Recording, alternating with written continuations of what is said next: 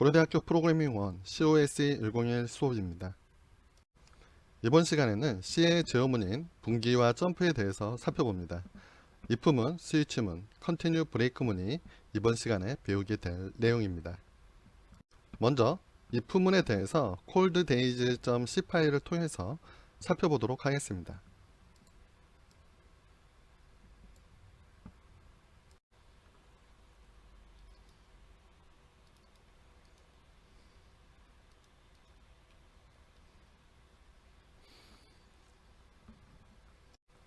if문은 조건에 따라서 수행할 명령어를 선택하는 역할을 합니다. 먼저 다음 프로그램을 실행해서 결과를 보도록 하겠습니다. 자, 프로그램을 실행하면 숫자를 입력하게 됩니다. 이제 온도를 입력하게 되는데 이제 섭씨로 이렇게 입력을 하다가 이제 영하 기온도 있을 수가 있겠죠. 그렇죠. 그러다가 이제 Q를 누르면 로우 템퍼러처에 대한 리스트를 이제 출력을 하게 되면 다음과 같이 총 8일이 있었고 그 중에서 37.5%가 이제 얼음이 오는 온도다라고 이렇게 얘기해주는 프로그램을 만들려고 합니다. 자, 그렇다면 여러분들이 입력한 숫자 중에서 이렇게 영하로 내려간 숫자들을 알아야 되겠죠. 그렇죠. 그렇게 if문은 그 역할을 할 수 있습니다. 그럼 코드를 통해서 살펴보도록 하겠습니다. 자, 메인 함수입니다. 메인 함수를 보게 되면 변수들이 있습니다. 일단 freezing이라는 변수는 상수값으로서 바뀌지 않도록 const라는 키워드를 써 넣었죠. 그리고 temperature가 있고, 그리고 cool days가 있고, all days가 있습니다. 그래서 temperature의 경우 사용자로부터 사용자가 입력한 값을 저장하기 위한 변수고, cold days와 all days는 이제 영하인 날이 며칠인지, 그리고 총 며칠을 입력했는지 그것을 저장한 용도로 사용될 겁니다. 먼저 printf문을 통해서 출력을 하고요. 그리고 사용자가 값을 입력하는 동안 계속 반복을 합니다. scanf의 경우 값이 정상적으로 읽을 수 있게 된다면 1을 리턴한다고 했죠. 그래서 while문을 도는데 이제 사용자가 입력한 값을 계속 받기 위해서 scanf를 이제 반복하게 될 것이고요. 반복하고 나서 결과가 존재한다면, 즉 참이라면 아래 부분을 수행할 텐데요. 일단 값을 입력했기 때문에 all days는 하나 증가시키고 그 밑에 있는 코드가 이제 if문이 사용됐습니다.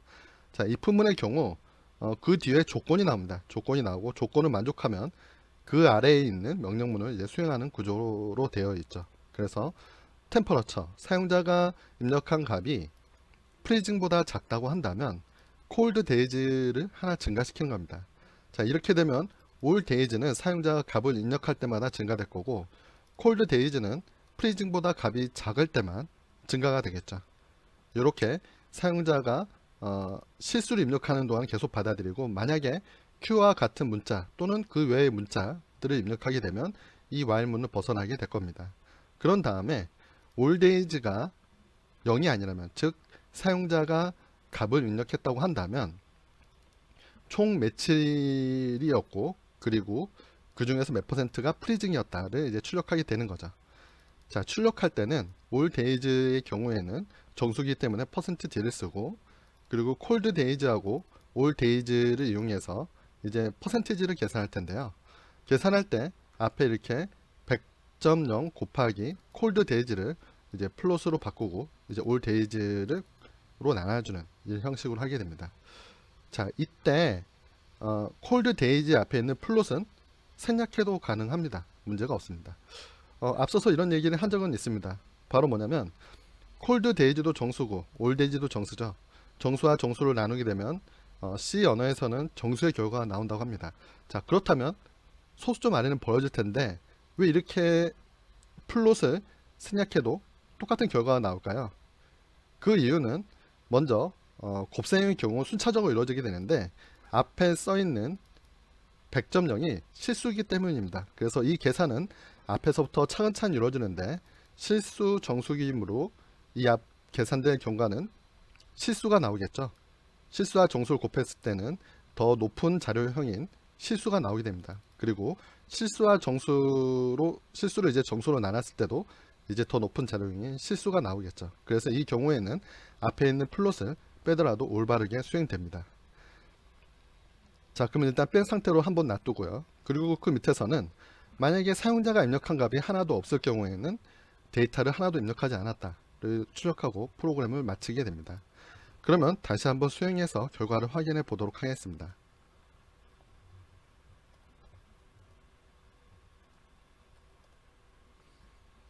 네, 실수로 잘 나오고 있는 것을 확인할 수가 있습니다. 자, 그 다음으로 재밌는 예제를 살펴보도록 하겠습니다. get차와 이제 put차 함수에 대해서 살펴볼 텐데요. 여러분들이 사용자로부터 값을 입력받을 때는 scanf, 그리고 화면에 메시지를 출력할 때는 printf를 썼을 겁니다. get차와 put차는 사용자로부터 값을 입력받고 값을 출력하는 함수인데, 문자 하나를 입력받는 용도, 문자 하나를 출력하는 용도로 사용되는 함수입니다. scanf와 printf와 다르게 문자만 입력받을 수 있고 문자만 출력할 수 있는 그런 함수입니다. 좀 단순히 이제 문자만을 다룰 수 있다는 특징을 가지고 있는 함수입니다. 자, 그렇다면 이제 어떤 것을 할 거냐면 간단한 암호를 한번 만들어 보려고 합니다. 그러면 이제 cipher1.c 파일을 통해서 먼저 어떻게 작동되는지 보도록 하겠습니다.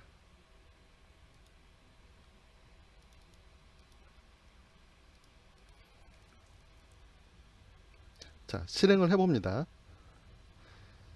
자, 문장을 입력합니다.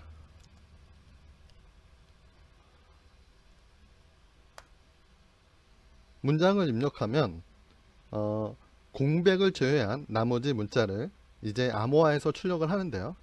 어떻게 암호화했는지 이걸 보고 알 수 있나요? 잘 보니까 알파벳을 하나 더 증가시켰습니다. H 다음에는 I고, E 다음에는 F고, L 다음은 M이죠. 이렇게 모든 알파벳을 단지 하나 증가시킨 그런 암호문을 만들었습니다. 그런데 이 경우 스페이스 경우에는 어떻게 했나요? 증가시키지 않고 스페이스를 그대로 출력을 했죠. 자, 이렇게 암호를 만들려면 어떻게 해야 될까요? 앞서 배웠던 if를 이용하면 되겠죠. 그래서 이제 코드를 보겠습니다. get차 함수와 put차 함수가 사용된 걸 알 수가 있습니다. 그래서 보자면 사용자가 입력한 문자를 저장하기 위해서 ch라는 변수를 사용하고, 자, get차를 보게 되면 get차 함수를 실행합니다. 그럼 문자 하나를 입력받겠죠. 그런 다음에 이 ch가 \n이 아니라면, 즉 여러분들이 엔터를 입력한 게 아니라면 이제 그 다음은 이제 이 반복문을 이제 들어가서 이제 수행될 텐데요. 먼저 그 문자가 스페이스라면, 자, 이 스페이스는 상단에 정의가 되어 있습니다. define 스페이스는 작은 따옴표죠. 그래서 실제로 이 스페이스는 이렇게 바뀌어서 이제 자동으로 이제 컴파일 되게 될 겁니다. 자, 그래서 만약에 사용자가 입력한 것이 진짜 공백이라고 한다면 그 공백을 그대로 출력을 하는 것이고, else가 나왔는데요. 이 else는 뭐냐면 만약에 이 조건을 만족하면 바로 아래가 수행되는데, 만족하지 않을 경우에는 그 아래에 있는 문장이 수행되는 게 만들어주는 게 바로 else입니다. 그래서 if, else 이렇게 이제 외우시면 됩니다. 그래서 만약에 스페이스가 아닐 경우에는 그 문자에다가 단지 2를 더해서 출력을 하게 되는 거죠. 자, 그 다음에는 ch는 get차를 해서 다시 한번 문자를 하나 입력받고, 그 문자가 엔터가 아니라고 한다면 계속해서 이 아래의 내용을 반복하게 되겠죠. 그리고 마지막으로 입력된 엔터를 출력함으로써 이제 프로그램이 끝나게 됩니다. 즉, 이 프로그램은 사용자가 문자를 입력하고 엔터를 입력하면 그때까지 문자를 이제 그냥 스페이스로 출력을 하거나, 또는 하나 더 증가시켜서 알파벳으로 하나 오른쪽으로 이동시켜서 출력하거나, 마지막에 엔터를 출력하면서 프로그램이 끝나게 되는 예제입니다. 자, 이 프로그램을 보게 되면 get차가 여러 군데에 쓰였는데 이것을 좀 더 소스 코드의 양을 줄여볼 수가 있겠죠. 바로 어떻게 하냐면 ch 개차 부분을 이렇게 안에 넣는 겁니다. 자, 그러면 어떻게 되나요? 그리고 여기 있는 부분을 이렇게 제거해 보는 겁니다. 그러면 사용자로부터 값을 입력해서 이 ch라는 변수에 넣겠죠. 그런 다음에 이 익스프레션의 결과로서 이 ch 값이 남아있으니까, 즉 사용자가 입력한 값이 남아있고 그것이 역슬래시 n이 아니라면 아래 내용을 반복하게 되는 겁니다. 그리고 한번 반복을 한 다음에 다시 여기 와서 만약에 사용자가 역슬래시 n을 입력했으면 여기 아래로 갈 것이고, 그렇지 않으면 또 한번 반복을 하겠죠. 이렇게 계속 반복되게 만들 수도 있을 겁니다. 자, 한번 실행해서 똑같은 결과인지 확인해 보겠습니다.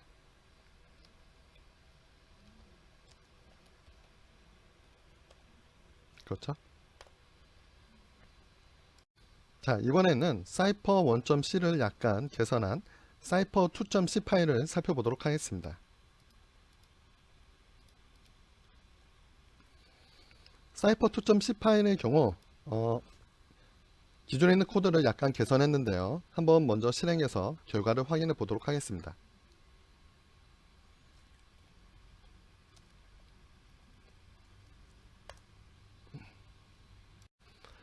사이퍼 1.c의 경우에는 문자들하고 콤마 그리고 느낌표까지 암호한 거에 비해서 사이퍼 2.c에서는 문자들만, 즉 알파벳들만 암호화하고 특수 문자들, 콤마, 스페이스, 느낌표들은 암호하지 않았습니다. 자, 이렇게 되면 원래 있던 문장 형태가 어느 정도 남아 있으면서 읽기 어렵게 바꾸게 되겠죠. 자, 그렇다면 어떻게 이것을 구현했는지 보도록 하겠습니다. 사이퍼 2.c에서는 isAlpha라는 함수를 대신 사용했습니다. 그래서 isAlpha라는 함수의 특징은 뭐냐면 입력으로 들어온 문자가 알파벳이면 true가 나오는 함수입니다. 그래서 알파벳이면 2를 더해서 출력을 하고, 그렇지 않을 때는 그대로 출력하게 함으로써 스페이스 그리고 특수 문자들이 모두 다 그대로 출력되게 됩니다.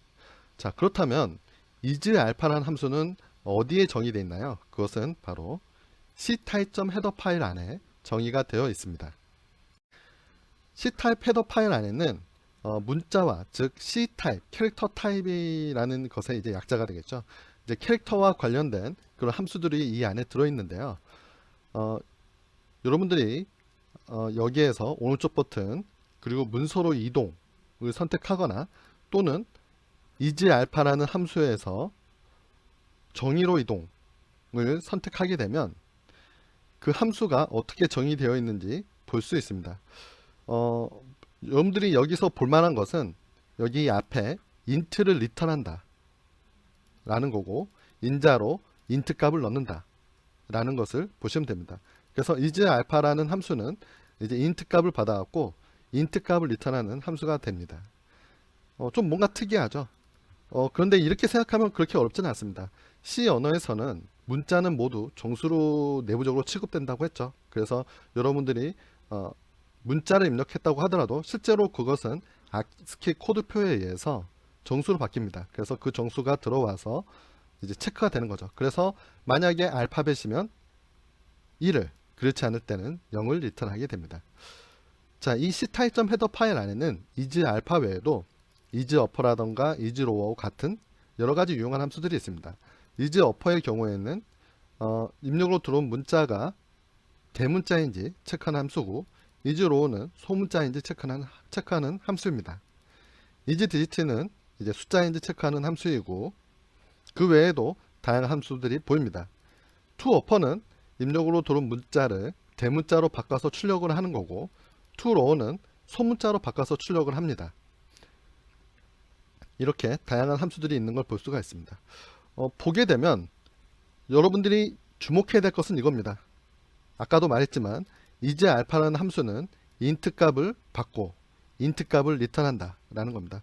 여기 보게 되면 다양한 이러한 define된 또는 상수들이 쓰여 있지만 이런 것들은 무시해 버리고 여러분들이 볼 수 있는 이런 것들만 리턴형, 그리고 함수 이름, 그리고 어떤 인자를 받는지 이런 것들 위주로 보시면 캐릭터와 관련된 다양한 함수들 목록을 보실 수 있습니다. 그러면 그 다음으로 넘어가 보도록 하겠습니다. 다음 네 가지 예제를 통해서 이제 if문이 어떻게 활용되는지 좀 더 살펴보도록 하겠습니다. 제일 처음은 electronic C.C 파일입니다. 그래서 다시 한번 확장해서 보도록 하겠습니다. 네, 있군요. 카피해서 electronic C.C 파일은 전기 요금을 계산하는 프로그램입니다.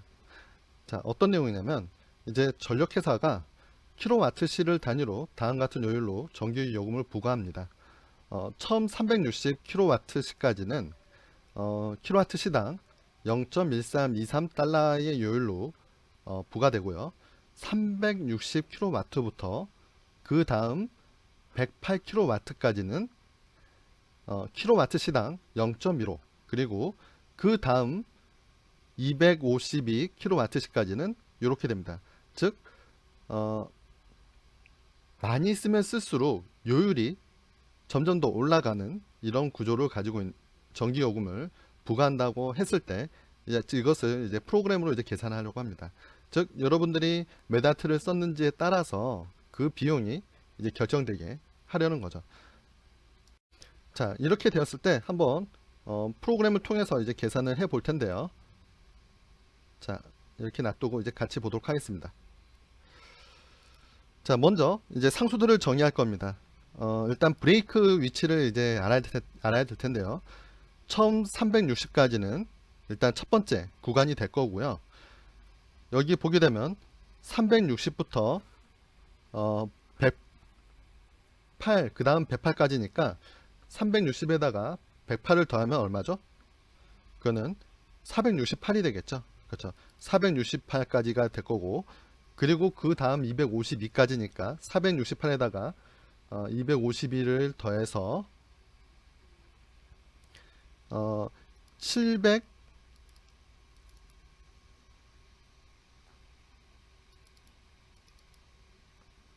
251을 더하면 그쵸 720이 되죠. 그래서 720까지를 이렇게 구간으로 삼습니다. 자, 그렇다면 첫 번째 구간의 경우에는 요율이 어떻게 됐나요? 360보다 작을 때는 0.13230이 된다 이렇게 써 있었죠. 0.13230이 되고, 그리고 360에서 468 사이는 0.15040이 됩니다. 그리고 368부터 720 사이는 이 금액이 되고요. 720이 넘을 때는 이 비율로 이제 부과가 될 겁니다.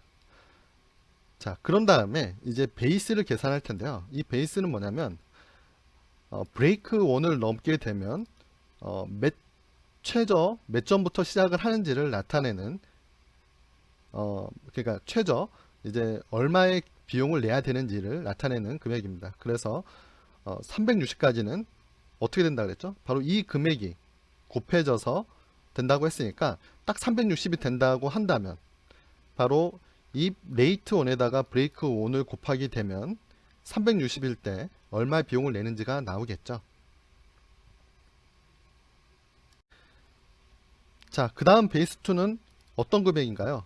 만약에 여러분들이 468kW시까지 사용했을 때 얼마의 비용을 내야 되는지일 겁니다. 자, 그렇다면 여러분들은 360까지의 구간과 360부터 468 사이의 구간으로 이제 두 개를 나눠야 되겠죠. 그래서 360까지는 의 비용은 앞서 베이스 1을 통해서 계산을 했습니다. 그래서 베이스 1 금액 플러스, 자, 브레이크 2에서 브레이크 1까지를 빼고, 그리고 그 구간에서의 비율인 레이트 2를 곱하면 이게 바로 468까지의 비용이 되겠죠. 그렇죠. 자, 마찬가지로 베이스 3까지 계산을 합니다. 이걸 계산할 때는 베이스 1 플러스 베이스 2 플러스, 그리고 세 번째 구간의 레이트, 그리고 브레이크 3에서 브레이크 2를 뺀 금액을 곱해서 계산할 수가 있을 겁니다. 이처럼 문제에서 제공된 정보를 이용해 갖고 이것을 이제 프로그램에서 사용하고 있는 변수들로 그렇죠. 이 경우에는 상수들로 다 바꿔서 이제 놓게 됩니다. 자, 그런 다음에 이제 사용자한테 이제 물어보게 됩니다. 사용자한테 이제 물어보는 부분을 잘 보여주게 자 이렇게 바꿔보겠습니다. 자, 시간당 몇 킬로와트를 쓰는지 물어봅니다. 그러면 이제 사용자가 킬로와트를 입력할 텐데요. 만약에 입력한 킬로와트가 브레이크 온보다 작다고 한다면 그 요금은 레이트 온에다가 사용자가 입력한 킬로와트를 곱함으로써 계산을 할 수 있습니다. 자, 그런데 지금 여기 보면 처음 보는 표현이 사용됐죠. 그렇죠. 여러분들은 이제 if else를 알고 있었는데 하나 더 나왔습니다. 바로 else if입니다. 이것은 뭐냐면 실제로는 이렇게 된 거라 생각하시면 편합니다. 하고 자 이렇게 되는 거죠. 즉 만약에 이것이 참이라고 한다면 아래가 수행될 것이고 그렇지 않다면 이 아랫부분이 수행되게 되는 겁니다. 자, 그런데 여기에선 또 if문이 나타나죠. 그래서 이게 참이라면 아래가 수행되고 그렇지 않다면 마찬가지로 이렇게 되어 있다고 보시면 됩니다. 그렇지 않다면 해당 부분이 참인지 체크하고 만약에 이 부분이 참이면 이렇게 그렇지 않다면 또다시 한번 체크하는 거죠. 브레이크 3 구간에 해당되는지 체크하고 그렇지 않다면 이제 마지막 가장 높은 요율을 받는 구간에 이제 접어들게 되는 거죠. 자, 근데 이렇게 쓰게 되면 좀 많이 인덴테이션이 되니까 이것을 다음과 같이 줄여놓은 겁니다. 이렇게 하게 되면 좀 더 보기가 편하죠. 그래서 if else 구문을 활용해서 이제 else if 시간당 몇 킬로와트를 쓰는지 물어보고 이제 사용자로부터 이제 몇 킬로와트 썼는지 입력 받습니다. 자, 그러면 이제 사용자가 입력한 킬로와트씩의 구간에 따라서 이제 계산을 다르게 해줘야 될 텐데요. 여기 보게 되면 else if 구문이 소개되었습니다. else if 그리고 마지막으로 else 되어 있는데 자, 이 구문의 해석은 어떻게 되는지 설명하자면 먼저 이 부분이 참인지 봅니다. 만약에 이 부분이 참이면 이것을 수행하고 그 다음에 여기로 넘어오게 됩니다. 그런데 만약에 이 부분이 참이 아니라고 한다면 이 부분을 보게 됩니다. 즉 if가 해당 부분이 참이 아니라면 그쵸 else가 되고 그 다음에 다시 한번 체크하게 되는 거죠. 그래서 이것이 참이라고 한다면 이 해당 부분을 수행하고 그 다음에는 여기로 오게 되는데요. 만약에 이 부분도 참이 아니라고 한다면 그 아랫부분에서 또 참인지 체크하게 됩니다. 그래서 이 부분이 참인지 체크하고 만약에 그렇지 않다면 이 아랫부분이 수행되고 이 아래로 넘어가는 코드입니다.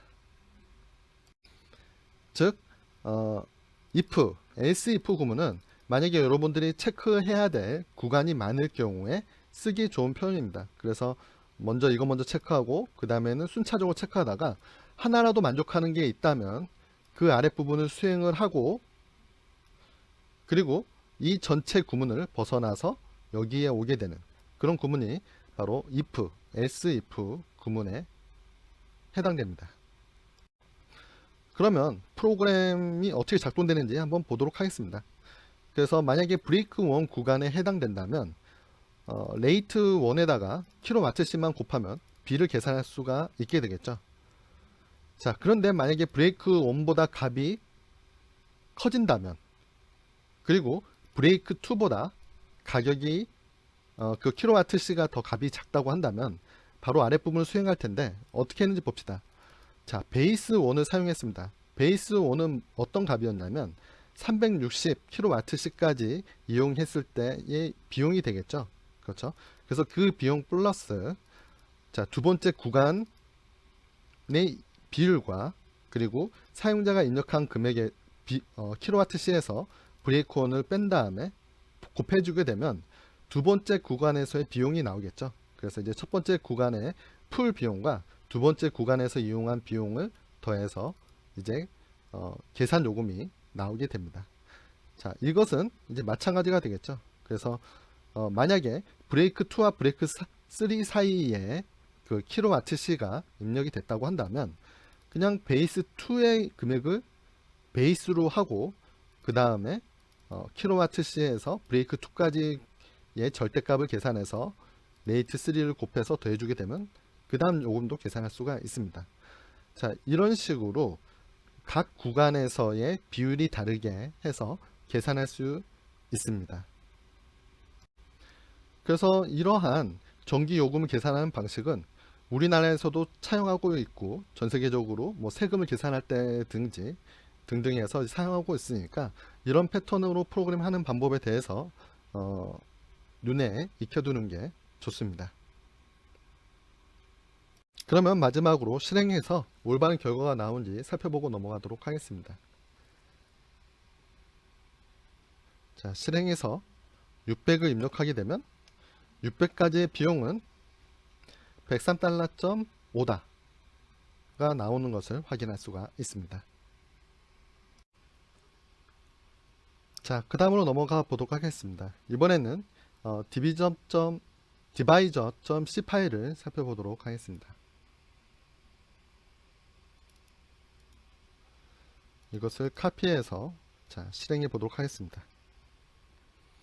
자, 이 divisor.c 파일은 이렇게 값을 입력하면 6은 2와 3으로 나눠 떨어진다. 자, 12를 입력하면 12는 2 곱하기 6도 되고 3 곱하기 4도 된다. 자, 이렇게 출력을 합니다. 자, 만약에 이렇게 소수를 입력하면 13은 소수이다를 출력하는 프로그램입니다. 자, 그러면 이것을 어떻게 해야 될지 살펴보도록 하겠습니다.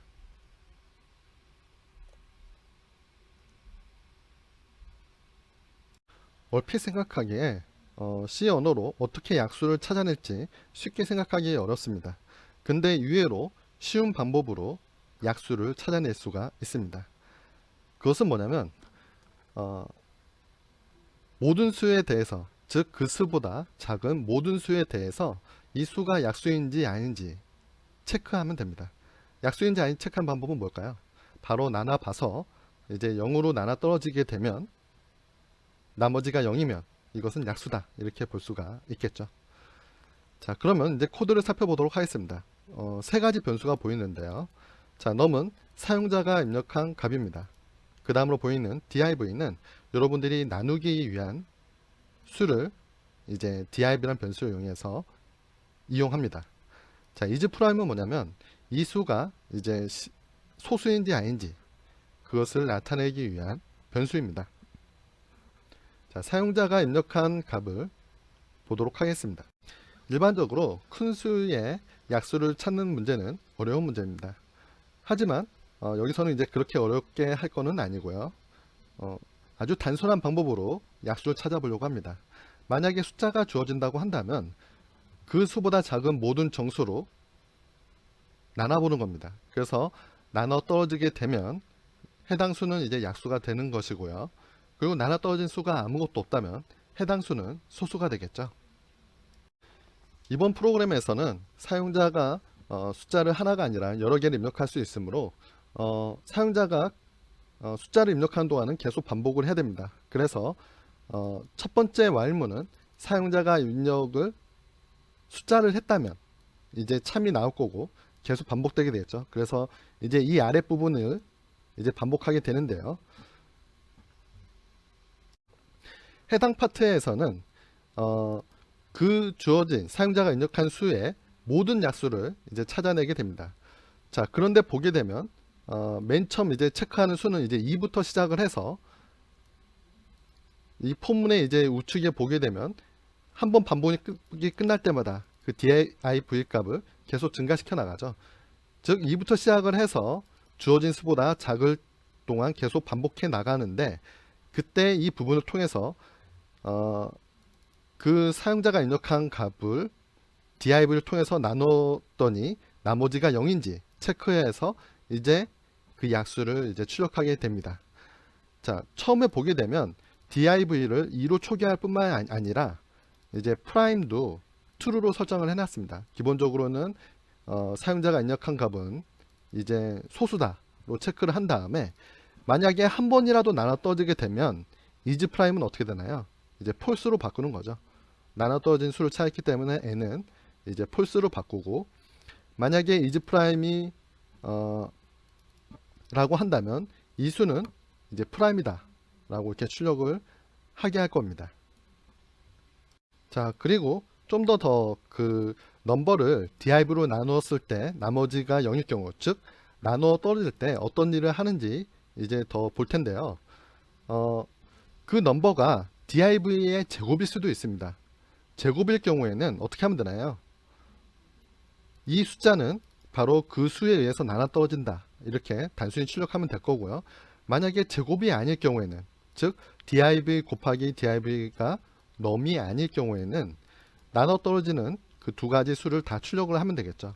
즉 만약에 넘이 6이고 div가 2라고 한다면 6은 바로 2하고 3에 의해서 나눠 떨어진다를 출력하는 그런 코드가 되겠습니다. 그리고 이 포문에 이제 반복 조건에 대해서 살펴볼 텐데요. 자, 여기서 보게 되면 div 곱하기 div가 넘버보다 작을 때까지만 반복하게 했습니다. 여기까지만 반복해도 이제 충분한 것이, 자, 예를 들어서 사용자가 입력한 값이 이제 9입니다. 그리고 div는 현재 3입니다. 그렇다면 3 곱하기 3은 9보다 작으므로 아래에서 이제 그 나누어 떨어진다 라고 출력을 했겠죠. 자, 그 다음에 div는 이제 4가 될 텐데요. 4 곱하기 4는 이미 그 넘버 수를 넘어가기 때문에 더 이상 할 필요가 없겠죠. 그래서 div의 제곱까지만 해왔고, 이것이 만약에 넘버보다 작다면 그때까지만, 작거나 같다면 그때까지만 이 아래에 있는 반복을 수행하고, 그렇지 않으면 이제 프로그램을 종료시켜도 이제 문제가 없기 때문에 이렇게 했습니다. 그리고 이제 미처 설명하지 못했던 내용을 하나 살펴볼 텐데요. 그것은 바로 불자료형입니다. 자, 이 불자료형은 바로 std 불점 헤더 파일에 선언되어 있는 자료형입니다. 어떤 내용인지 살펴보고 싶다면 여기 std 불점 헤더 이 라인에서 오른쪽 버튼 눌러서 문서로 이동해 보시면 됩니다. 그래서 이제 여러분들이 이제 주목할 부분은 바로 이 부분입니다. 자, 이 불이라는 자료형은 실제로 존재하는 이제 자료형이긴 한데, 그것은 바로 이 불이라는 예로부터 이제 정의가 되는 거죠. 그래서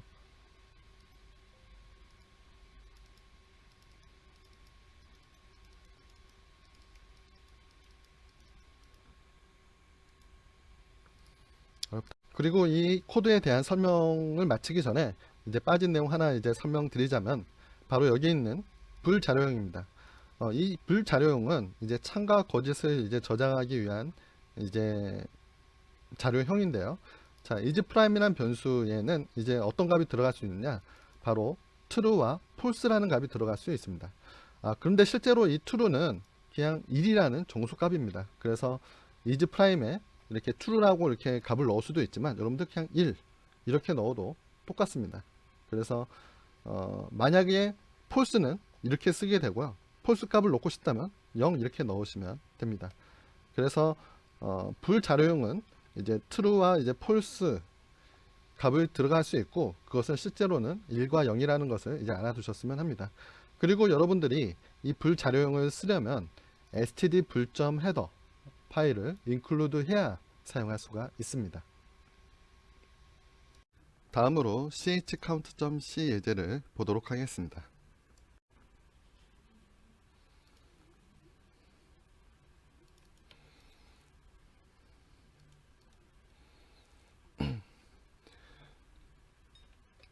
이 chcount.c 프로그램은 사용자로부터 작은 따옴표와 큰 따옴표를 제외하고 총 몇 개의 문자가 입력됐는지 출력하는 프로그램입니다. 코드를 먼저 실행해서 특이한 점을 먼저 살펴보도록 하겠습니다. 자, A, B, C하고 점 찍으면 총 3개의 논커터 캐릭터가 입력되었다. 이렇게 출력이 나옵니다. 다시 한번 실행해 보겠습니다. A, B, C를 하고 작은 따옴표 쓰고 D, E, F하고 큰 따옴표를 씁니다. 그리고 마침표를 찍습니다. 이럴 때는 총 6개의 논커터 캐릭터가 입력됐다 라고 출력을 합니다. 그리고 A, 엔터, B 그리고 마침표를 찍습니다. 자, 이럴 경우에는 총 3개의 논커터 캐릭터가 입력되었다고 출력을 합니다. 그리고 A 스페이스 B 마침표.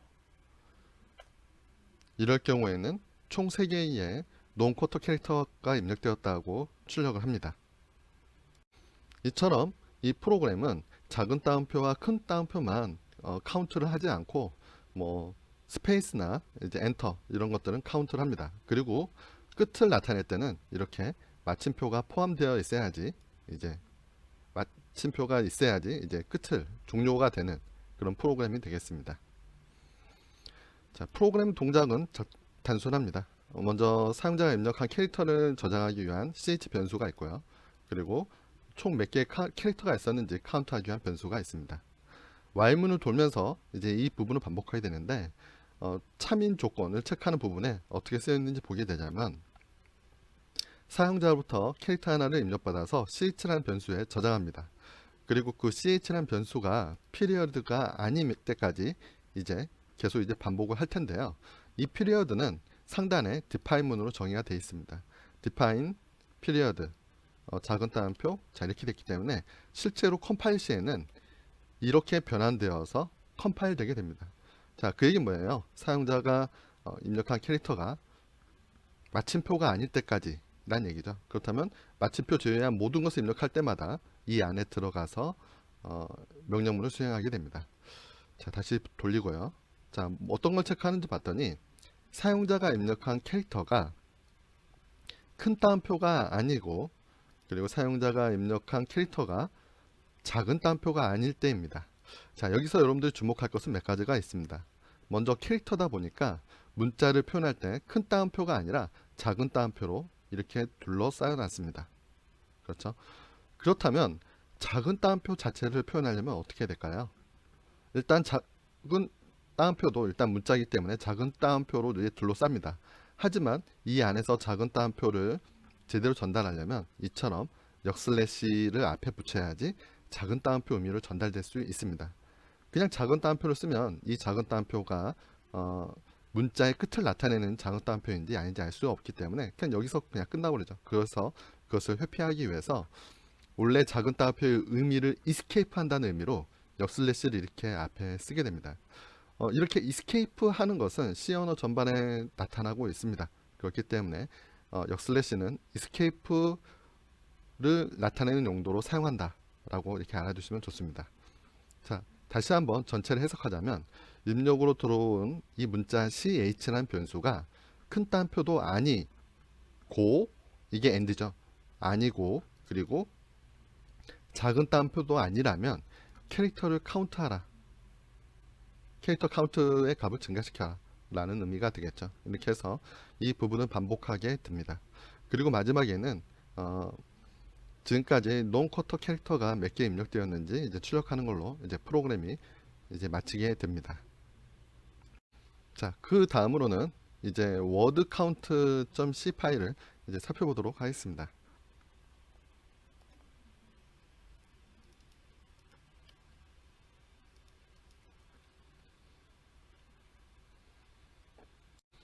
이 word count.c 파일은 사용자가 입력한 문장에서 워드가 몇 개고 라인이 몇 개인지 이제 출력해서 보여주는 프로그램입니다. 먼저 실행해서 결과를 확인해 보도록 하겠습니다. 자, 다양하게 이제 입력을 해보겠는데요. 먼저 이제 워드, 즉 단어가 몇 개인지 체크하기 때문에 캐릭터 단위가 아니라 이렇게 뭔가 캐릭터를 붙여서 출력을 해보겠습니다. 자, AA, BB, CC하고 그 다음에 여기서 이제 문장 끝은 점이 아니라 이렇게 바로 하라고 했기 때문에 이 발을 이용해서 문장의 끝을 표현하겠습니다. 자, 이렇게 하게 되면 이제 출력이 나오게 되는데요. 이 바가 나오기 전까지 총 9개의 캐릭터가 있었다. 보면 요만큼, 요만큼, 요만큼 있었기 때문에 9개의 캐릭터 맞죠? 그리고 총 3개의 단어가 있었다. 자, 이렇게 돼 있습니다. 자, 단어는 문자와 다르게 어떻게 구분하나요? 단어는 바로 공백으로 구분되는 것을 이제 단어라고 말을 하죠. 그래서 지금 보게 되면 이렇게 한 단어, 두 단어, 세 단어가 있었기 때문에 세 단어다라고 이제 말을 합니다. 자, 그리고 여기 보게 되면 라인즈하고 파셜 라인이 있는데 이 라인즈는 역슬래시 n이 있을 때 이제 카운트를 증가시키고요. 파셜 라인은 역슬래시 n은 없지만 이제 끝났을 때 그 라인 하나의 라인이 존재할 경우에 그때는 이제 파셜 라인이라고 이제 말을 합니다. 자, 이 경우 보게 되면 역슬래시 n을 쓰기도 전에 이 발을 이용해서 종료했죠. 그래서 역슬래시 n을 쓰기 전에 종료되었다. 그래서 일부 라인이다 라는 의미로 파셜 라인으로 이렇게 표현을 했습니다. 그러면 몇 가지 예제를 더 살펴보도록 하겠습니다. 다시 한번 실행하고요. 그럼 이번에는 AA, BB, CC를 하고 그 다음에 여기에 DD 하고 EE까지 합니다.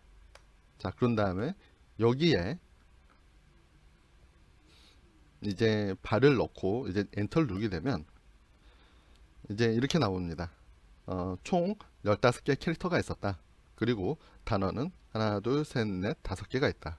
라인은 2개이며 보면 여기 역슬래시 n이 여기 있고 여기 있는 셈이죠. 그래서 라인은 2개고 파셜 라인은 없다. 여기 보게 되면 단어가 나타나지 않고 그렇죠. 문장이 바로 끝났으니까 파셜 라인은 없다. 이렇게 출력하게 되는 것입니다. 한 번 더 실행해서 다른 예제를 한번 보도록 하겠습니다.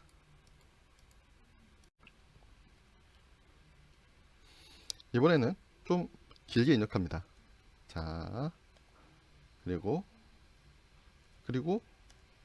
자, 이럴 경우에 어떤 결과가 나오는지 보도록 하겠습니다. 지금 보게 되면 입력을 했을 때 AAA, BBBB, CCCC, DDD가 있습니다. 총 51개의 캐릭터가 있고 여기서 단어는 3개가 있다고 합니다. 여기서 좀 뭔가 특이한 게 있죠. 보게 되면 실제로 단어는 4개인 것처럼 보이나 이 세 번째와 네 번째 사이에 바가 있습니다. 그래서 실제로 이 프로그램은 바를 만나는 순간 그 다음 것은 읽지 않고 종료했기 때문에 총 단어는 이제 3개가 있는 것으로 이제 체크하게 되는 겁니다. 그리고 라인은 위에 있는 이제 역슬래시 n이 있는 완벽한 라인, 그러니까 뉴 라인이 있는 완벽한 라인과 뉴 라인이 없이 끝나게 된 일부 라인이 있다라고 해서 파셜 라인이 있는 거로 이렇게 보여주고 있습니다.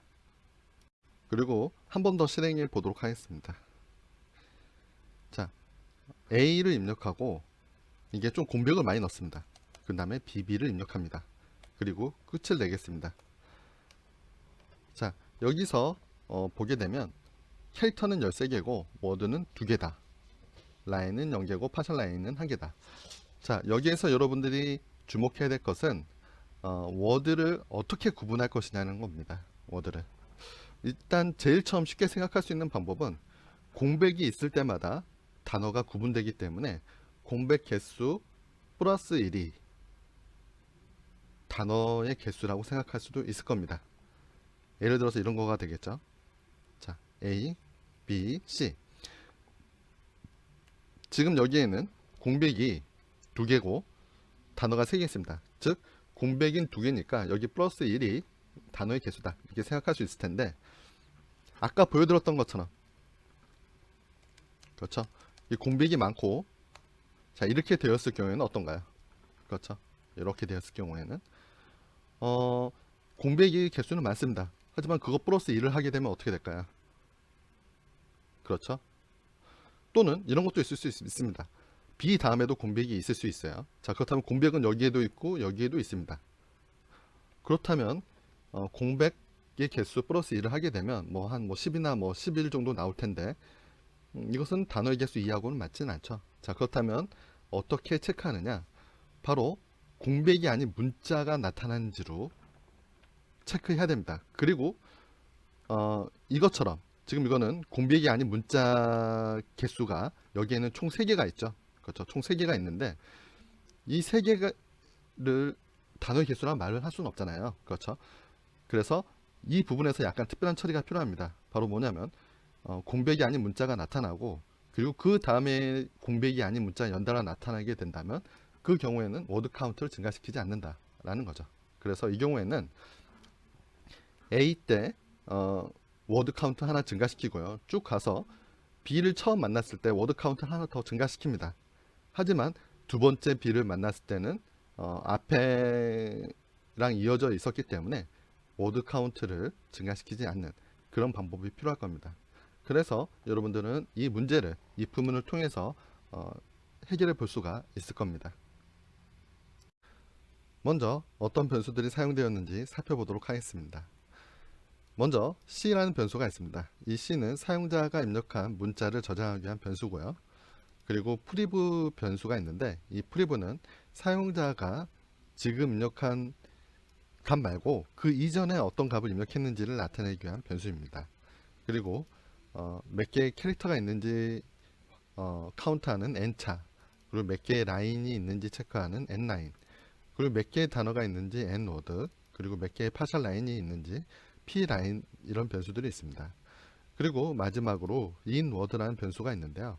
이것은 뭐냐면 현재 단어 안에 들어간 상태인지 아닌지 체크하기 위한 변수입니다. 자, 아래를 내려오면 사용자에게 메시지를 보여줍니다. 텍스트를 입력하라 그러고, 그리고 마칠 때는 발을 입력하라 이렇게 합니다. 그리고 프리브 워드, 아니 프리브 캐릭터겠죠. 프리브 캐릭터에는 n으로 초기화를 해 둡니다. 그 다음 이제 반복문에 들어가는데요. 반복문에서는 사용자한테 입력을 C라는 변수에 저장하는데, 이 C라는 변수가 스탑이 아닐 동안 계속해서 반복하게 됩니다. 자, 스탑은 이제 여러분들이 입력을 끝났다고 이제 발을 입력했을 때 이제 끝나게 되는데요. 스탑은 상단에 정의가 되어 있습니다. 상단의 define 문을 통해서 스탑은 바 문자 이렇게 정의가 되어 있죠. 그래서 사용자가 입력한 것이 바 문자가 아닐 동안에는 이 아랫부분이 계속해서 반복해서 수행되게 됩니다. 자, 문자이기 때문에 무조건 들어오자마자 문자의 개수는 증가시킵니다. 그리고 입력으로 들어온 문자가 만약에 엔터라면 그때는 n9을 증가시키는 거죠. 즉 여러분들이 시작하자마자 엔터를 입력하거나, 또는 이제 문자를 입력하다가 마지막에 엔터를 입력하면 그때 n9의 값을 이제 증가시키게 됩니다. 그리고 이제 이 부분이 중요합니다. 자, 여기에서 보게 되면 EasySpace라는 함수가 사용되었습니다. 입력으로 들어온 문자가 이제 스페이스인지 체크하는 함수일 텐데요. 만약에 스페이스라면 얘는 참인 값을 리턴할 것이고요. 아니면 폴스의 값을 리턴하겠죠. 그래서 EasySpace는 ctype.header에 정의된 함수입니다. 그래서 ctype.header에 정의된 함수이기 때문에 여러분들이 EasySpace 함수를 쓰기 위해서는 include ctype.header 이렇게 해주셔야 합니다. 자, 그래서 입력으로 들어온 문자가 공백이 아니라면, 즉 문자일 경우죠. 자, 문자일 때 여러분들은 선택을 해야 됩니다. 어떤 선택을 해야 되냐면 워드의 개수를 증가시킬지 말지를 선택을 해야 되는 거죠. 자, 그런데 여기에 그것만 있는 게 아니라 하나의 조건이 더 있습니다. 문자이고, 그렇죠? 스페이스가 아닐 때, 즉 문자이고 inword 단어 안에 들어가 있는 상태가 아니었다고 한다면 nword의 값을 증가시켜라, 즉 워드로서 카운트를 하게 됩니다. 자, 그 다음에 중요한 것이 이 노드의 값을 true로 바꿉니다. 자, 그렇다면 단어 안에서 연달아 나왔던 캐릭터들은 어떻게 될까요? 이 노드가 true가 아닌 상태이기 때문에 다시 여기 들어오지는 않겠죠. 즉 이 노드라는 변수를 통해서 단어에 들어가 있는 상태인지 아닌지를 구분해서 n노드의 값을 선택적으로 증가시키게 만든 겁니다. 자, 그리고 아래에 있는 코드도 중요한데요. 자, isSpace라는 함수가 참이고 이 노드인 상태였다면, 즉 이전에 단어에 들어갔는데 지금 마침 공백이 나온 겁니다. 자, 그럼 어떻게 해야 될까요? 이 노드를 폴스로 만들어 줘야 되겠죠. 이 노드가 폴스가 돼야지 나중에 새로운 단어가 나타났을 때 여기 들어올 수 있을 테니까 공백을 만나면 이 노드를 무조건 폴스로 바꾸는 코드가 있는 겁니다. 자, 그 다음에 지금 현재 문자를 프리브 캐릭터로 이제 저장을 하게 됩니다. 자, 여기까지가 while문 안에서 이제 반복되는 내용입니다. 자, 이렇게 하게 되면 문자의 개수, 이제 n9의 개수, 그리고 n 워드의 개수까지 카운트를 이제 잘 할 수 있습니다. 자, 마지막으로 프리브가 있을 텐데요. 자, 프리브에는 항상 마지막 문자가 저장되어 있습니다. 자, 이 while문은 언제 벗어날까요? 바로 이 C 안에 이제 스탑 문자인 바가 있을 때 이 while문은 벗어나겠죠. 그렇기 때문에 C를 체크하는 게 아니라 바로 프리브 이전, 그러니까 발을 입력하기 이전에 만약에 역/n이었다고 한다면 이것은 이제 엔터로 끝난 이제 완벽한 라인이기 때문에 괜찮을 텐데, 이렇게 역/n으로 끝나지 않았다고 한다면 그때는 파셜 라인을 1 값을 세팅합니다. 그래서 지금까지 계산했던 것을 이렇게 출력하는 코드가 되겠습니다. 자, 그 다음으로는 이제 조건 연산자를 살펴보도록 하겠습니다. 조건 연산자는 이제 유일한 이제 3항 연산자인데요. 보통 이제 여러분들이 사용했던 연산자는 단항 또는 2항 연산자였습니다. 단항은 뭐였냐면 하나만으로 이제 연산자 역할을 하는 거죠. 단항 연산자의 대표적인 게 이제 부호였습니다. 이게 음수냐 양수냐를 나타내기 위해서 이제 필요한 이제 오퍼랜드라고 이제 말을 하죠. 그래서 오퍼랜드가 하나만 필요하기 때문에 이제 단항이라고 얘기하는데, 음수 양수가 그 뒤에 있는 숫자 하나만 필요하게 되죠.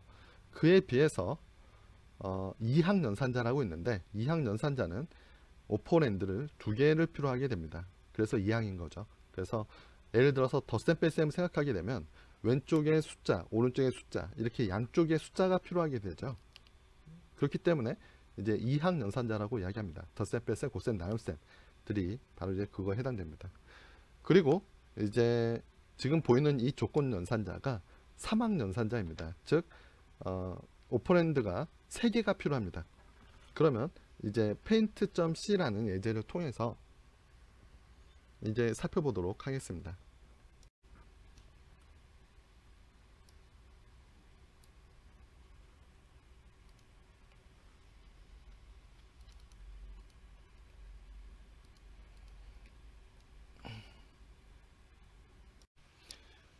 이 코드는 이제 페인트 칠을 하는데 총 몇 개의 페인트 통이 필요한지 계산하는 프로그램입니다. 그래서 하나의 페인트 통이 있을 때 여기서 이제 다이가 이제 스퀘어 피트입니다. 그래서 피트의 이제 제곱인데, 이제 제곱미터처럼 이제 총 350 이제 피트의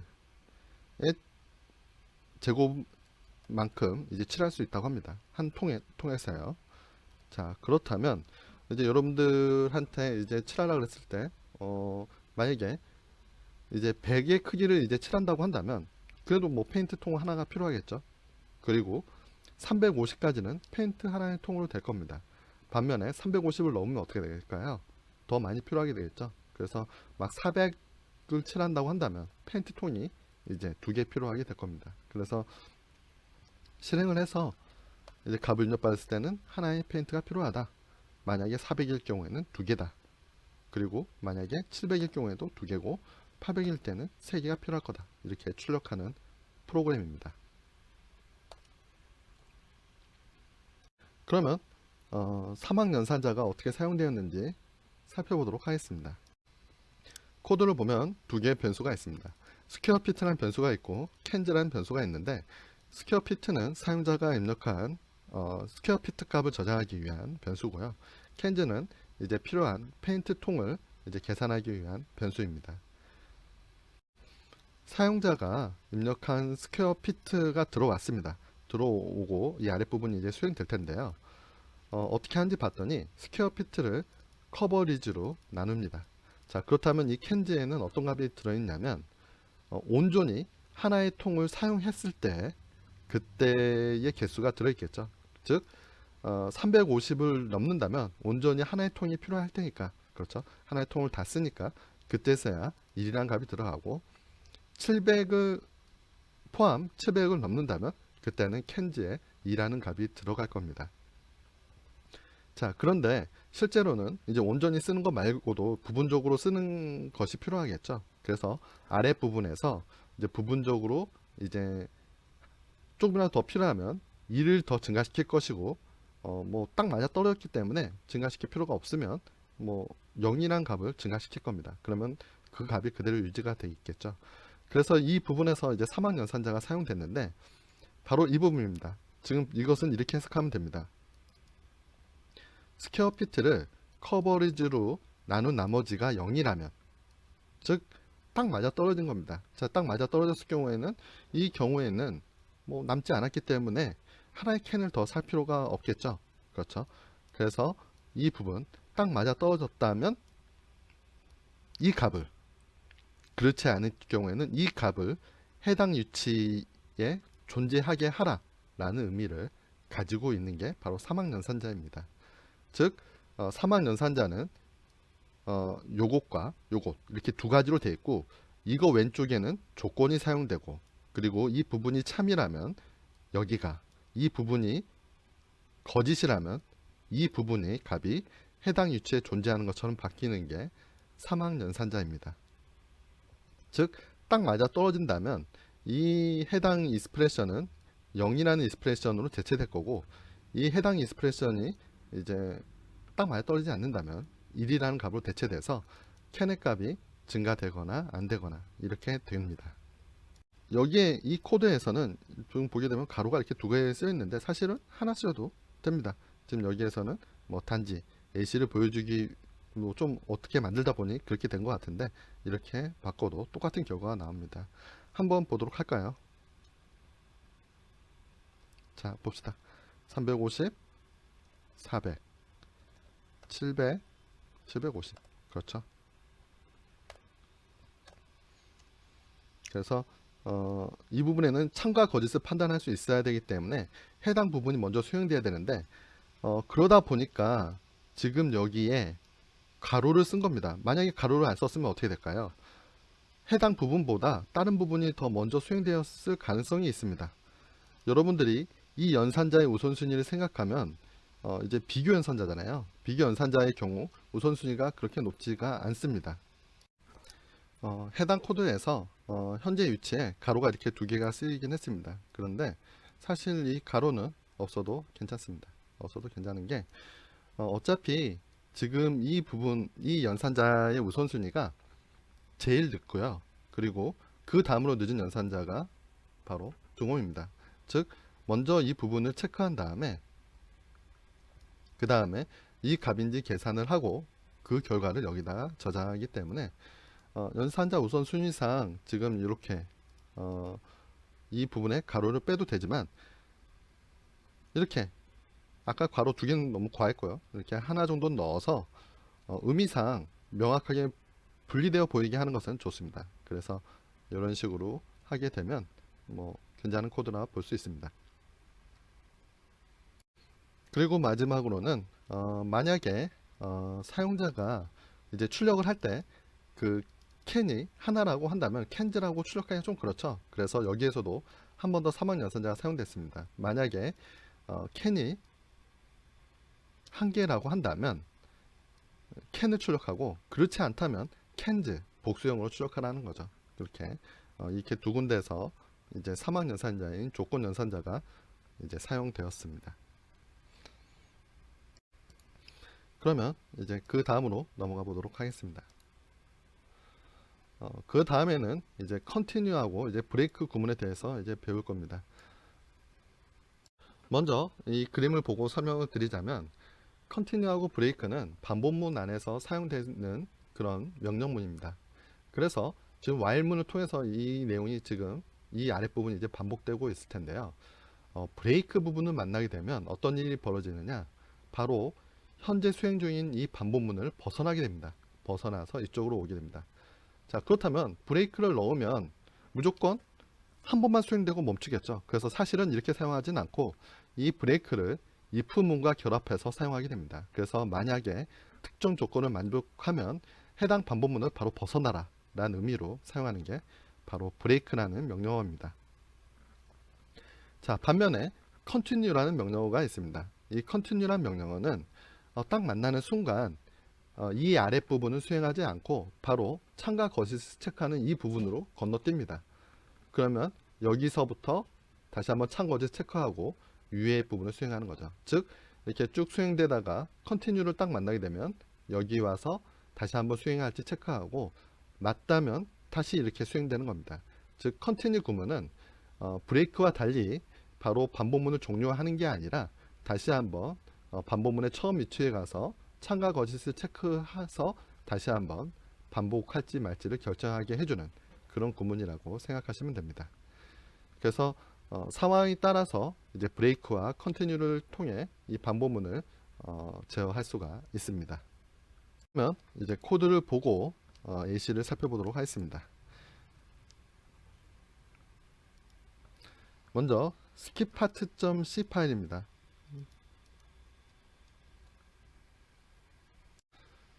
먼저 continue를 사용한 예제입니다. 먼저 프로그램을 실행해서 어떤 동작을 하는지 살펴보도록 하겠습니다. 이제 스코어를 입력하게 되어 있고요. 이제 스코어를 입력합니다. 뭐 50, 60, 뭐 70, 100, 110. 자, 110을 입력하면 110은 타당 스코어가 아니어서 인발리드. 그래서 트라이 어게인 하라고 합니다. 그래서 뭐 빵점, 뭐 10점 이렇게 하고 또 이번에는 마이너스 입력합니다. 마이너스도 인발리드 하다. 다시 한번 트라이라고 합니다. 이렇게 해서 점수 입력하다가 이제 Q를 눌러서 종료하는 프로그램입니다. 그러면 이제 코드를 살펴보도록 하겠습니다. 코드 상단에는 이제 민 밸류하고 맥스 밸류가 있습니다. 그래서 민은 0점이고 맥스는 100점입니다. 그래서 이것은 바뀌지 않는 상수여서 이제 콘스트 키워드로 설정하였습니다. 그리고 사용자가 입력한 이제 스코어가 있을 거고요. 그리고 지금까지 입력한 이제 토탈 점수를 저장을 합니다. 그리고 총 몇 번을 했는지 나타내기 위한 이제 n이라는 변수가 있습니다. 자, 그리고 민과 맥스는 뭐 상단에서 정의했던 이 값으로 일단 초기화를 합니다. 그러면 코드를 살펴보도록 하겠습니다. 먼저 여러분들이 알아야 할 것은 여러분들이 입력한 값에 대한 총점, 그리고 평균, 그리고 최저값과 최대값을 구하려고 한다는 것입니다. 자, 그래서 사용자가 입력할 값의 민값과 맥스값을 먼저 이렇게 정의하고요. 그리고 사용자 입력한 값, 토탈 값, 그리고 몇 번의 트라이 했는지, 그리고 민과 맥스 값이 있는데 여기서 좀 뭔가 이상하게 느낄 수는 있습니다. 이 민과 맥스는 뭐냐면 사용자가 입력했던 것의 최소값과 최대값을 저장하기 위한 변수인데 처음에는 맥스 값으로 민을 넣고 맥스에는 민 값을 넣습니다. 왜 이렇게 했는지는 이제 뒤에 보고 이제 설명하도록 하겠습니다. 자, 사용자한테 이제 메시지를 출력하고요. 값을 하나 받습니다. 그래서 만약에 그 스코어가 민보다 작거나 맥스보다 크다면 잘못된 값을 입력한 거겠죠. 그렇죠. 이 민 값은 0이었고 맥스는 100이었습니다. 그래서 이것은 잘못된 밸류다. 다시 한번 트라이 하라라고 말을 하고 컨티뉴를 하게 됩니다. 자, 그러면 이 즉시 어디로 이동하냐면 그 다음으로는 다시 여기로 오게 됩니다. 이렇게 만약에 잘못된 값이 오게 되면 이 부분에서 체크해서 다시 한번 계속 입력받게 할 수 있다라는 것이죠. 자, 그래서 이제 사용자가 그 범위 안에 있는 값을 정상적으로 입력했다고 한다면 그 값은 이제 업세팅 되었다라고 이제 출력을 하고요. 그 다음은 민값과 맥스값, 즉 사용자가 입력했던 값 중에서 최소값과 최대값을 계산하는 데 사용을 합니다. 사용자가 입력한 값이 민값보다 작다고 한다면 민에는 그 스코어 값을 넣고요. 왜냐하면 사용자가 입력한 값이 지금까지 알려진 민값보다 작으니까 그 스코어를 민으로 저장하는 겁니다. 그렇지 않다면 민값을 그대로 유지하는 겁니다. 맥스도 마찬가지입니다. 사용자가 입력한 값이 맥스 값보다 크다면 사용자 입력한 값이 더 크므로 그 스코어 사용자 입력한 값을 맥스로 하는 거고, 그렇지 않다면 맥스 값을 그대로 유지하게 합니다. 자, 이러한 목적으로 사용하기 위해서 민값에는 무조건 최대 민값에는 최대값을 넣었던 거고 맥스값은 민값으로 넣었던 겁니다. 사용자가 어떠한 값을 입력하더라도 제일 처음 여기 입력하는 값이 민과 맥스가 될 수 있겠죠. 이걸 통해서요. 그렇죠.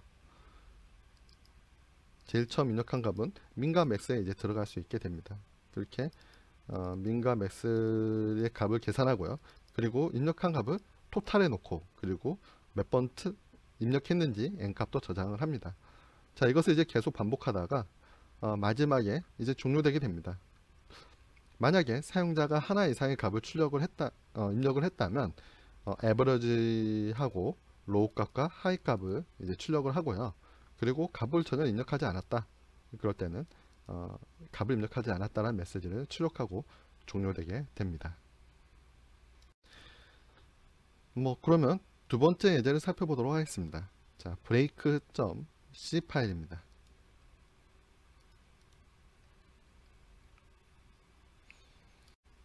자, 프로그램을 먼저 실행해서 어떠한 역할을 하는 프로그램인지 살펴보도록 하겠습니다.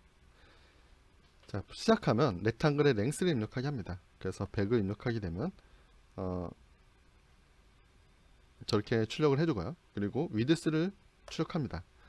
그러면 위드스를 출력해주고 총 에어리어가 얼마인지 출력을 해주는 프로그램입니다. 자, 이것을 이제 계속해서 이제 반복을 하게 되는 것이죠.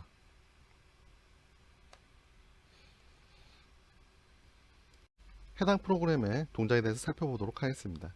자, 먼저 랭스와 위드스 변수가 있습니다. 출력을 하고요.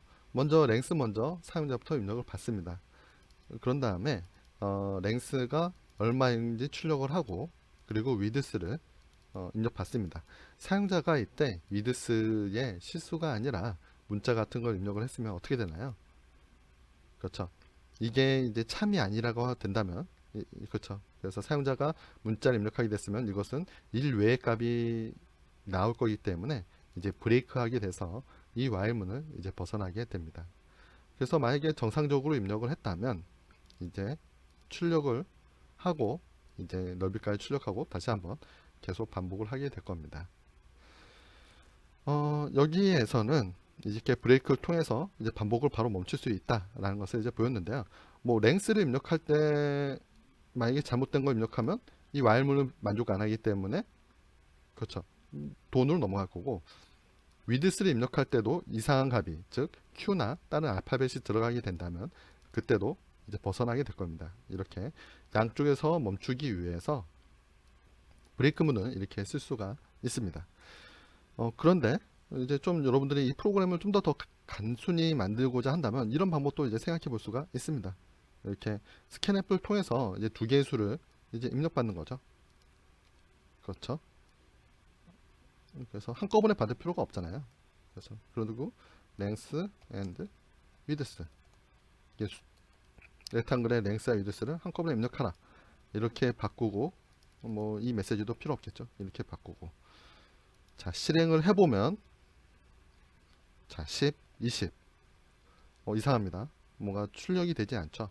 자, 그 이유는 뭐냐면 스캔앱을 통해서 이제 length와 width를 이제 동시에 받았는데 원래 여러분들은 스캔앱을 통해서 보통 하나의 변수만 받았을 겁니다. 그때는 1이란 값이 나오는데 만약에 이렇게 두 개의 변수를 입력받을 때는 이때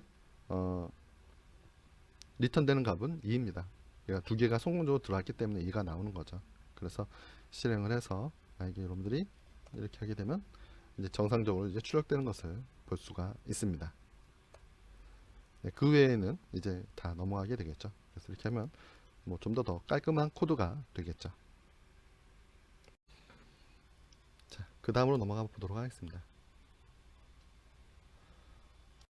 자, 이번에 배울 내용은 바로 이제 스위치문입니다. 그래서 스위치문은 이제 언제 사용되냐면 여러분들이 이제 뭔가 조건을 많이 체크해야 됩니다. 그 변수에 어떤 정수값이 들어있는데 그 정수값이 1일 때, 2일 때, 3일 때, 4일 때, 5일 때마다 다른 행동을 각각 다 해야 된다면 스위치문을 사용하는 게 편리할 수 있습니다. 그래서 스위치문은 다음과 같은 형태를 취하고 있는데요. 스위치하고 가로 열고 변수 이제 숫자를 담고 있는 이제 변수가 오고요. 그리고 중괄호 열고 중괄호 닫습니다. 자, 이런 형태로 되어 있습니다. 케이스 콘스탄트 1인데 그러니까 여기에 이렇게 씁니다. 케이스 1, 케이스 2, 케이스 3. 자, 무슨 얘기냐? 만약에 이 넘버에 들어있는 변수가 1이었으면 이 케이스 1에 딱 걸립니다. 그래서 이 명령문을 수행하고 그리고 이게 아래로 넘어가게 되는 거죠. 자, 이와 같이 사용되는 것이 이제 스위치입니다. 만약에 2가 들어왔다. 그러면 여기 걸렸고, 그리고 케이스 2라고 쓰였었습니다. 그러면 여기 걸렸고, 그리고 이 문을 수행하고 이제 종료되는 것입니다. 그리고 만약에 여기에 1, 2, 3이나 써 있었는데 들어온 숫자가 1, 2, 3 말고 다른 숫자였습니다. 예를 들어서 0이었을 경우에는 무조건 이제 디폴트가 있을 경우에는 디폴트 쪽으로 와서 이 부분이 수행되고 이제 넘어가게 됩니다. 그런데 여러분들이 주목할 것은 이겁니다. 각 케이스문 끝에 이렇게 브레이크가 있는데요. 이 브레이크가 없다면 어떻게 되느냐? 그것은 이제 차후 예제를 통해서 더 보도록 하겠습니다. 자, 말로 설명해서 약간 복잡해 보일 수 있었는데요. 예제를 빨리 보도록 하겠습니다. 첫 번째 예제는 animal.c입니다.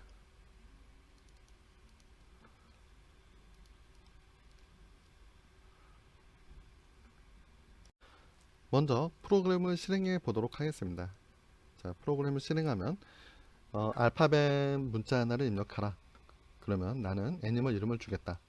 그래서 이제 한번 입력해 보도록 하겠습니다. 자, A를 입력하면 B를 입력하면 C를 입력하면 이렇게 각각 이제 동물 이름을 이제 제공해 줍니다. 자, 보게 되면 G부터는 이제 다 동일한 이제 문구가 출력되는 걸 볼 수가 있는데요. 이제 이것을 멈추고자 한다면 이렇게 샵을 눌러서 이제 프로그램을 종료하게 하면 됩니다. 그러면 이제 코드를 보고 이제 설명하도록 하겠습니다. 자, 먼저 메시지를 출력을 합니다. 그리고 사용자로부터 문자 하나를 입력받는데 이 문자가 샵이 아닐 동안 계속 반복을 하는 겁니다. 자, 그래서 만약에 그 들어온 문자가 역/n이었으면 그냥 무시하고 컨티뉴 해서 다시 한번 다른 문자가 입력되게 하는 거고요. 자, 그 다음으로는 만약에 이 문자가 소문자였다고 한다면 아래 내용을 이제 하게 될 텐데 바로 여기에서 이제 스위치 문이 사용되었습니다. 그래서 소문자가 딱 들어오게 되는데 그 CH가 즉 A가 이 CH에 A가 들어있다고 한다면 이 케이스 A에 딱 걸려서 이 메시지를 출력하고 브레이크를 통해서 스위치 문을 이제 벗어나게 됩니다. 그래서 여기 나오고 종료돼서 이제 그 다음에 이제 수행되는 명령어는 이제 새로 개차를 하게 되는 거죠. 그래서 개차를 해갖고 만약에 역/n이 아니라고 한다면 이제 계속 이제 continue 이렇게 하는 겁니다. 그리고 이제 please type another letter or a sharp 이렇게 메시지를 이제 출력하게 되는 거죠.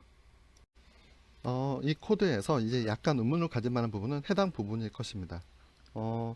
이 코드는 왜 필요할까요? 보게 되면 개차를 하는데 역/n이 아닐 때까지 계속하라는 겁니다. 이게 무슨 용도일지 좀 체감하기 힘들기 때문에 먼저 이 부분을 주석 처리하고 실행을 해보도록 하겠습니다. 자, 사용자가 알파벳을 여러 개 입력할 때를 고려한 것입니다. 예를 들어서 AA에 입력을 하게 되면 원래는 뭐 실행되지 않아야 되겠지만 해당 코드에서는 문자가 하나 입력될 때마다 출력을 했었죠. 그래서 A에 입력하면 저 부분이 없을 경우에 다음과 같이 3번 동물을 출력하게 됩니다.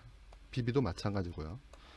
자, 그래서 어떻게 만든 것인지 이제 보자면, 자, 아래와 같은 해당 부분이 있다고 한다면 먼저 첫 번째 문자에 해당되는 동물을 출력한 다음에 그 다음에 개차를 합니다. 개차하게 되면 또 A가 나왔을 텐데 그것은 역/n이 아니기 때문에 이 while문 내에서 이것이 참을 만족하게 되겠죠. 그래서 다시 한번 continue를 하게 되는데 뭐 그러면 이 부분으로 오게 됩니다. 사실 continue라는 부분이 필요하지는 않습니다. 그냥 사실 이렇게 비워놔도 이제 마찬가지가 되는 겁니다.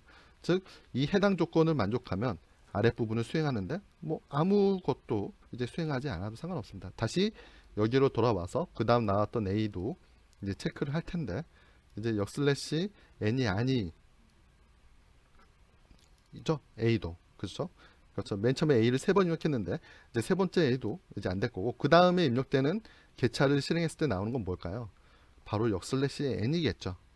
그렇죠. 그러면 그제서야 마지막인 역슬래시 n이 인식되어서 이 while문을 이제 벗어나게 됩니다. 그래서 이것은 뭐냐면 첫 번째 A 말고 그 첫 번째 A와 그리고 여러분들이 이제 마지막에 엔터를 눌렀을 텐데 그 엔터도 이제 개차에 의해서 나올 겁니다. 그래서 그 사이에 있는 문자를 무시하기 위한 코드가 바로 이겁니다. 그래서 여기는 컨티뉴 썼는데 컨티뉴 말고 그냥 이렇게 무시해도 똑같은 결과가 나오게 됩니다. 자, 볼까요? AA 하게 돼도 딱 한 번만 나오죠. 그렇죠. 이렇게 만드는 게 바로 해당 코드의 역할이다 라는 겁니다. 자, 그 다음으로는 보올.c 예제를 이제 보도록 하겠습니다.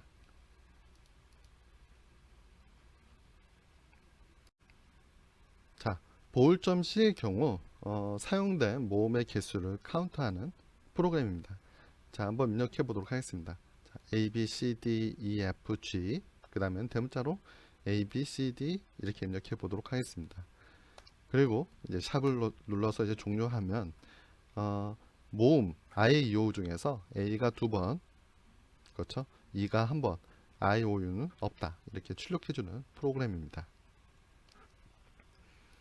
자, 이 프로그램은 좀 간단하죠. 그래서 이제 살펴보자면 ch라는 사용자 입력한 변수를 입력한 값을 저장하기 위한 변수 있고요. 자, I의 EO가 몇 번 나왔는지 카운트하는 변수가 있습니다.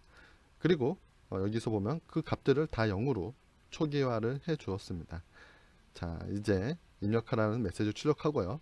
사용자로부터 샵이 나올 때까지 입을 입력 받습니다. 자, 여기서 보게 되면 이게 좀 약간 특이하죠. 사용자로부터 문자 입력받은 문자가 이제 스위치문을 통해서 이제 될 텐데, 만약에 소문자 A와 대문자 A였다고 한다면 이렇게 하라라는 의미를 가지고 있습니다. 자, 이게 왜 그러냐면 만약에 소문자 A가 들어왔습니다. 그러면 해당 위치로 와서 수행하겠죠. 근데 브레이크 문이 없다 보니까 그 다음 문장까지 수행을 해버립니다. 즉 소문자 A일 때와 대문자 A일 때 A의 카운트가 둘 다 증가되게 된다는 겁니다. 그리고 브레이크 문이 있기 때문에 어떻게 될까요? 이 스위치 문을 벗어나서 이 아래로 넘어오고, 그리고 이제 반복문이 끝났기 때문에 다시 여기 와서 다시 한번 입력을 체크하겠죠. 그렇죠. 샵이 아닌지 체크하고 다시 한번 스위치문에 들어오게 됩니다. 자, 이처럼 스위치문을 쓸 때는 명확하게 브레이크가 있지 않으면 위에 있던 명령어를 그 해당 위치에서부터 아래로 쭉 수행한다 라는 특징이 있다 라는 겁니다. 그래서 이런 테크닉이 종종 사용되니까 이 부분에 이제 이 부분을 잘 기억해 두시길 바랍니다. 그래서 A, E, IAEO에 대해서 각각 이렇게 하고, 만약에 사용자가 IAEO가 아닌 뭐 다른 걸 입력했을 때는 뭐 이제 뭐 아무런 익스프레스를 수행하지 않고, 그리고 이 스위치문을 벗어나라고 이제 브레이크문 써놨는데, 이때는 뭐 브레이크문 없어도 상관이 없습니다. 어차피 디폴트가 끝난 다음에는 바로 이 스위치문이 이제 끝나기 때문에, 그래서 이때는 안 써도 되지만 여기서는 이렇게 써 두었습니다. 자, 이렇게 사용자가 샵을 입력하기 전까지 그때의 IAEO를 모두 카운트하고 그 다음에 이제 그 문자를 이렇게 출력을 해주게 됩니다. 여기까지 해서 이번 장에 배울 내용에 대해서 쭉 살펴봤습니다. 여기 있는 프로그래밍 연습 문제도 풀어보시고요. 더 중요한 거는 위드CS에 있는 문제를 모두 다 풀으셔야 합니다. 그리고 이것과 관련해서 이제 학생들이 이제 저에게 문의한 내용이 있어서 그것에 대한 내용을 좀 더 살펴보도록 하겠습니다. 자, 학생이 저한테 메일로 보내준 내용인데요. 일단 첫 번째입니다. 연습 문제 평가 내용 중 표절 검사를 진행한다고 하셨는데, 이때 타 학생들의 코드와 비교해서 표절 검사가 진행되나요? 어느 정도까지 표절로 인정되나요? 구체적인 기준이 궁금합니다. 우연히 겹치는 코드들도 표절로 여겨지나요? 이렇게 질문을 했습니다. 네. 이 경우 타 학생들의 코드와 이제 비교해서 이제 표절 검사가 진행됩니다. 이 수업을 듣는 뭐 이 분반뿐만 아니라 다른 분반까지 이제 비교를 하게 되는데요.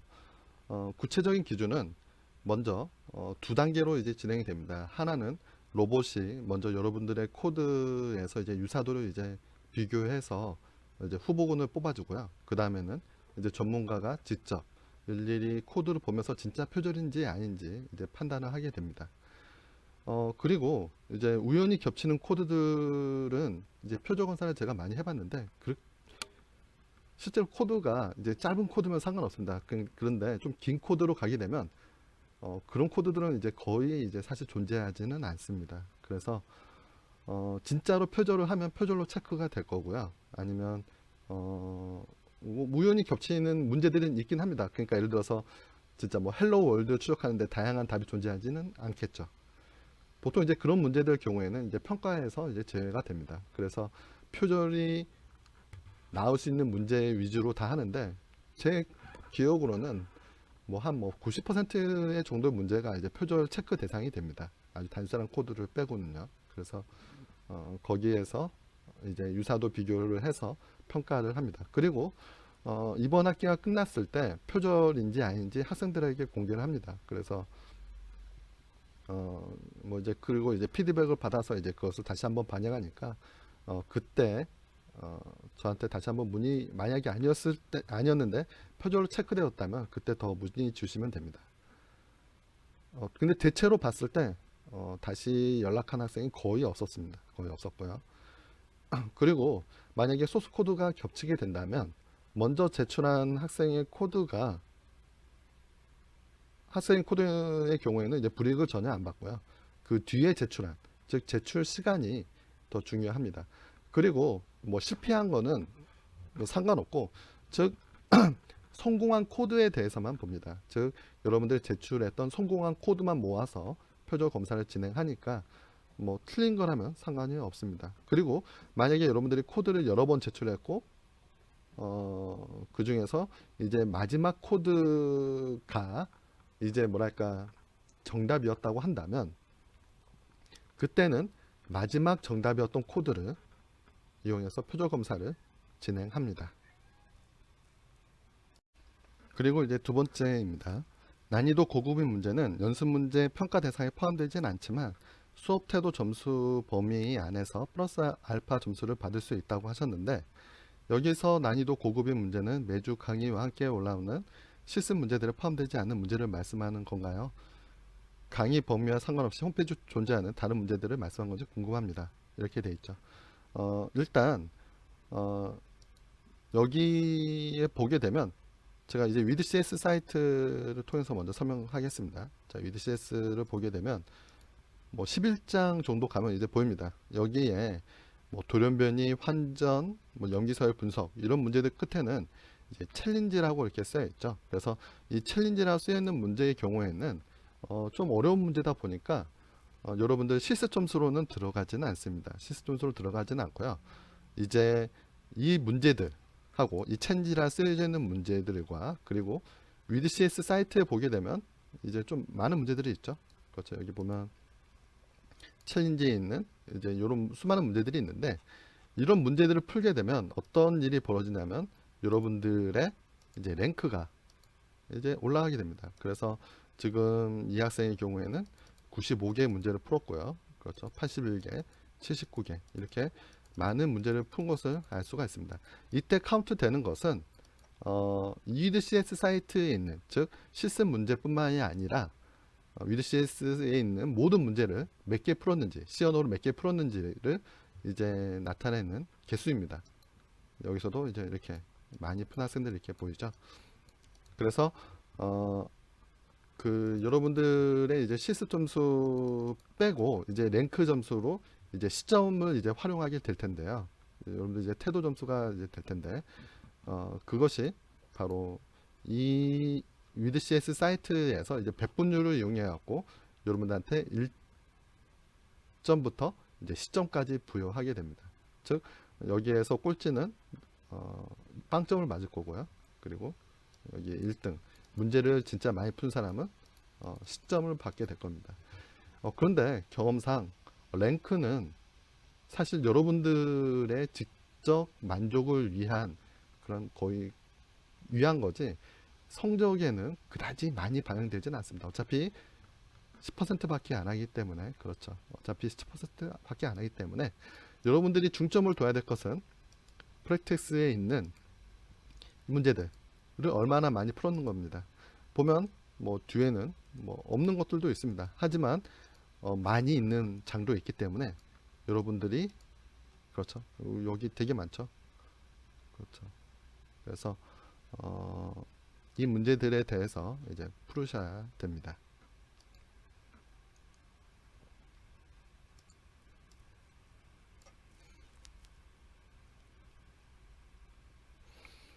네, 그래서 이것이 이제 3번에 대한 답도 되었던 것 같습니다.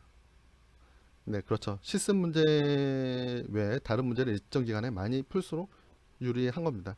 즉, 전체 점수에서 10% 비율로 이제 활용되는 건데, 여러분들이 실습 문제, 사실 실습 문제를 넘어서 푸는 학생들은 있긴 하지만 지금도 사실 많이 보이긴 하죠. 그래도 많이 그것보다 이제 압도적으로 많이 풀지는 않습니다. 대부분. 그러니까 그것보다 실습 문제에 포커싱 하시길 제가 이제 당부드리는 거죠.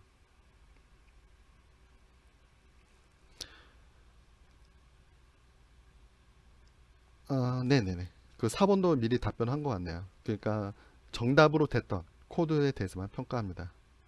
제출 순서도 이제 결국에는 영향을 주게 되는 거죠. 왜냐하면 어, 표절로 이제 체크가 되냐 안 되느냐만 제출 순서에 이제 영향을 주니까 뭐 그거 부분에 의해서 약간 영향을 줄 수는 있습니다. 하지만 뭐 처음에 제출하나 아니면 데드라인 가까이 제출하나 그걸로는 뭐 크게 뭐 그쵸, 전혀 영향이 없습니다. 뭐 이것과 관련해서 이제 뭐 나중에 이제 오프 수업을 하게 되면 이제 좀 더 구체적으로 이제 알려드릴 수 있을 것 같습니다. 그 오프 수업을 하게 되면 좀 더 자세히 여러분들과 이제 물어보면서 논의할 만한 것들도 있긴 합니다. 지금 보게 되면 이 위드CS 상에 있는 이 문제들이 지금 보면 데드라인이 최대한 늦게까지 잡혀 있습니다. 사실은 그럴 필요까지는 없는데 말이죠. 그래서 아마 데드라인이 여러분들 오프 수업을 하면서 이제 잡힐 수도 있으니까 여러분들 지금 여기 있는 문제들 안 푼 것이 있다면 가능한 빨리 풀어보시기 바랍니다. 여기 있는 문제들이 하루 만에 풀 수 있을 것처럼 보이지만 대부분 그러지 않습니다. 여러분들 이제 풀고 있어서 이제 알 수 있겠지만 왜냐하면 여러분들이 그 책에 있는 것을 넘어서서 이제 좀 연습을 해야 풀 수 있는 문제들이 많이 있기 때문에 그렇죠. 그래서 여러분들이 좋은 학습을 하시길 바라고 이제 다음 시간에 뵙겠습니다.